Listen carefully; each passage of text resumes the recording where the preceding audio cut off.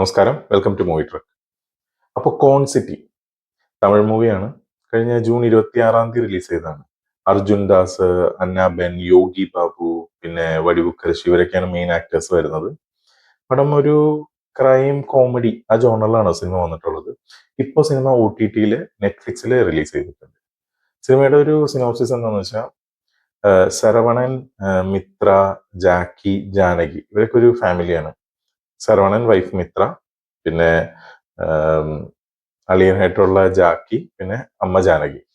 അപ്പൊ ഇവരൊരു മാംഗ്ലൂർ ബോർഡറിൽ ഒരു മൽക്കി എന്ന് പറഞ്ഞ സ്ഥലത്ത് ചെറിയൊരു ചായക്കടയൊക്കെ ഇട്ട് ജീവിക്കുകയാണ്. ശരവണനും മിത്രയ്ക്കും ഒരു ചെറിയ കുട്ടിയുണ്ട്. ഈ കുട്ടി ഹാൻഡിക്യാപ്ഡ് ആണ് ആക്ച്വലി.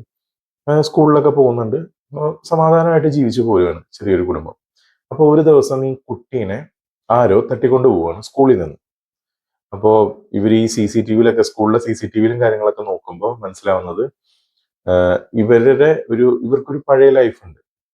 അപ്പോൾ അതൊരു പോലീസുകാരനായിരുന്നു ആക്ച്വലി ഈ കുട്ടീനെ തട്ടിക്കൊണ്ടുപോയത്. അത് എന്താ പറയാ, സുന്ദരം എന്ന് പറഞ്ഞ പേരുള്ള ഒരു പോലീസുകാരനാണ് ആക്ച്വലി. പിന്നീട് ഈ കുട്ടിക്ക് എന്ത് പറ്റി, ഇവർക്ക് ഈ കുട്ടീനെ തിരിച്ചു കൊണ്ടുവരാൻ പറ്റുമോ, അല്ലെങ്കിൽ എന്താണ് ഇനി സംഭവിക്കുക, ഇതൊക്കെയാണ് മെയിൻ ആയിട്ട് ഈ സിനിമയിൽ പറയുന്നത്. ആക്ച്വലി ഇവർക്ക് എന്താ വെച്ച് കഴിഞ്ഞാൽ ഇവർക്ക് എല്ലാവർക്കും ഒരു പാസ്റ്റ് ലൈഫ് ഉണ്ട് ആക്ച്വലി. അപ്പം ഇവര് ഈ പാസ്റ്റ് ലൈഫിൽ നിന്ന് രക്ഷപ്പെട്ടിട്ട് ഇവരൊരു ഫാമിലി ആയിട്ടാണ് കൂടിയേക്കുന്നത്. ഇവരെല്ലാം ആക്ച്വലി ഒരു കോൺ ആർട്ടിസ്റ്റുകളാണ്. അതായത് ഈ എന്താ പറയാ, സ്കാമുകൾ, പല പല സ്കാമുകൾ ചെയ്തിരുന്ന ആളുകളാണ് പണ്ട്.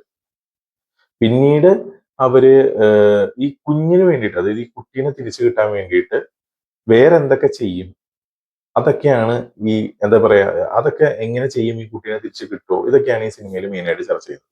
പടം ഒരു ലക്കി ഭാസ്കർ വേർഷനിലൊക്കെ എടുക്കാൻ ശ്രമിച്ചിട്ടുള്ള സിനിമയാണ്. ഒരു ലക്കി ഭാസ്കർ ഒരു 144 ആ ലെവലിലൊക്കെ എത്തിയിട്ടുണ്ട്.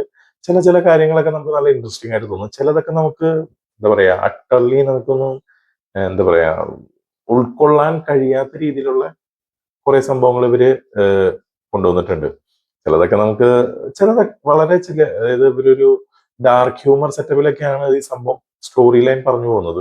പിന്നെ എന്ന് വെച്ച് കഴിഞ്ഞാൽ ഒരു ഡയറക്റ്റ് ടേക്ക് അല്ല സ്റ്റോറിയിലേക്ക്. അവിടെ നിന്ന് ഇവിടെ നിന്നൊക്കെ ഉള്ള മറ്റേ എന്താ പറയാ, അതിനൊരു വേർഡ് ഉണ്ട്, ഞാൻ വിട്ടുപോയി. അപ്പോ ആ ഒരു രീതിയിലാണ് നമുക്കപ്പോ. അതുകൊണ്ട് തന്നെ ഓൾമോസ്റ്റ് ഒരു